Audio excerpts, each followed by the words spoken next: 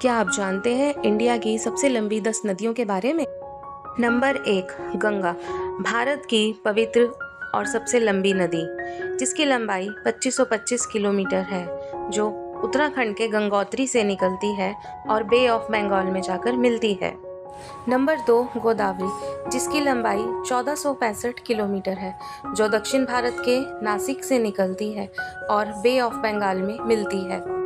Number 3, Krishna, जिसकी लंबाई 1400 kilometre है। यह महाबलेश्वर के महाराष्ट्र से निकलती है और आंध्र प्रदेश से होती हुई बे ऑफ बंगाल में गिरती है।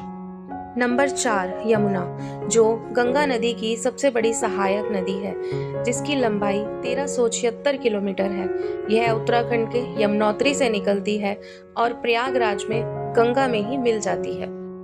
नंबर 5, नर्मदा नदी, जिसकी लंबाई 1312 किलोमीटर है, जो अमरकंटक से निकलती है और अरेबियन सी में मिलती है। नंबर 6, इंडस नदी, जिसकी लंबाई 3180 किलोमीटर है, जो तिब्बत से निकलती है और भारत के लद्दाख से होती हुई पाकिस्तान के अरेबियन सी में मिलती है। नंबर 7, ब्रह्मपुत्रा नदी, जिसकी कुल लंबाई 2900 किलोमीटर है, लेकिन भारत में यह 916 किलोमीटर ही है, जो तिब्बत से निकलती है और अरुणाचल, असम से होती हुई बांग्लादेश में जाकर मिलती है।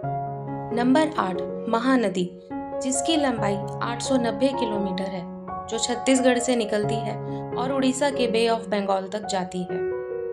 नंबर 9, कावेरी नदी, जिसकी लंबाई 800 किलोमीटर है, जो कर्नाटका के तालाकावेरी से निकलती है और तमिलनाडु से होती हुई बे ऑफ बंगाल में जाकर मिलती है। नंबर 10, ताप्ती नदी, जिसे तापी नदी के नाम से भी जाना जाता है, जिसकी लंबाई 724 किलोमीटर है, जो मध्य प्रदेश सतपुरा से निकलती है और अरेबियन सी में गिरती है। अब नदियों के नाम याद करने वाली सुपर ट्रिक। घर घर खाना यमी नहीं, इसलिए बाहर मैगी खाते टाइम।